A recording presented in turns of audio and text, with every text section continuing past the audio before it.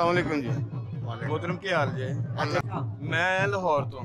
ਅੱਛਾ ਤੇ ਇਹ ਜੁਲ ਸਾਹਿਬ ਨੇ ਇੱਥੋਂ ਦੇ ਤੁਹਾਡੇ ਨਾ ਉਹ ਧਮਿਆਲ ਦੇ ਹਾਂ ਤੇ ਉਹਨਾਂ ਨੇ ਕਿਹਾ ਸੀ ਕਿ ਜੀ ਇੱਥੇ ਸਾਡੇ ਕੋਈ ਇਵੈਂਟ ਹੁੰਦਾ ਬੜਾ ਜ਼ਬਰਦਸਤ ਤੇ ਮੈਂ ਕਿਹਾ ਜੀ ਸਾਨੂੰ ਫਿਰ ਦਿਖਾ ਦਿਓ। ਉਹਨਾਂ ਦੀ ਦਾਵਤ ਤੇ ਫਿਰ ਅਸੀਂ ਇੱਥੇ ਸ਼ਿਰਕਤ ਕੀਤੀ ਤੇ ਮਾਸ਼ਾਅੱਲਾ ਬੜਾ ਅੱਛਾ ਇੰਤਜ਼ਾਮ ਹੈ ਪੰਜਾਬ ਦੇ ਵਿੱਚੋਂ। ਤੇ ਇਹ ਤੇ ਐਕਟੀਵਿਟੀਜ਼ ਜਿਹੜੀਆਂ ਨੇ ਮੇਲਿਆਂ ਵਗੈਰਾ ਦੀ ਇਸ ਤਰ੍ਹਾਂ ਦੀਆਂ ਉਹ ਖਤਮ ਹੋ ਗਈਆਂ ਨੇ।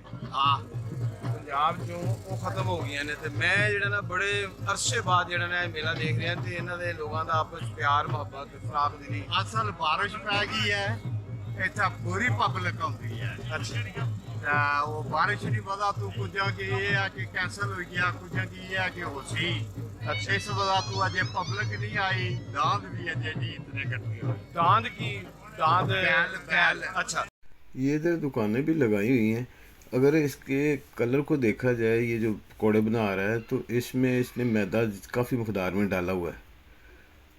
अगर इसी तरह पकौड़े बनाएगा तो फिर ये बहुत ज़्यादा हार्ड हो जाएंगे। तो ऐसा महसूस होता है पकौड़ों की शेप से कि इसने सोडा भी काफ़ी डाला हुआ है। बहरहाल इनकी मर्ज़ी।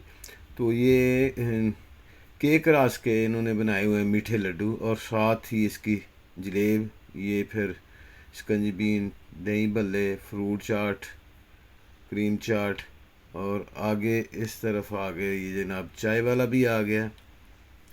आगे फिर ये मिठाई वाला जलेब बना रहा है शहज़ादा।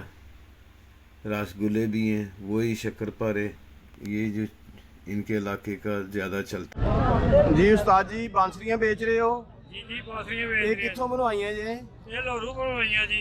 ਅੱਛਾ ਰਾਂਝਾ ਤੇ ਮਰ ਗਿਆ ਤੁਸੀਂ राजा तो ਬਾਂਸੁਰੀਆਂ। मर गया और राजे कई दिन हो गए ਅੱਛਾ ਜੀ क्योंकि महंगाई के दौर में ऐलान भी ऐलान किया हुआ सारे बांसुरियां मारो पै के 9 बजे ते थोड़ा ते टोपी तेल ला लो तो फिर आस्ता आस्ता बजती रहती है। ये तेल ला के बजती है, ਅੱਛਾ जी ये बगैर तेल तो बजती है।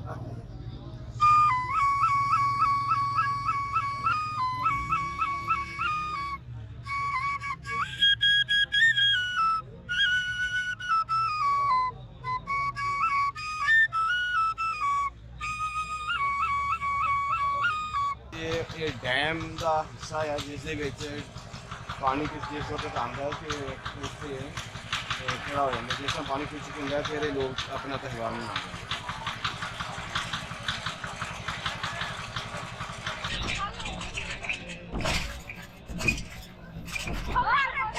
ਓ ਯਾਰ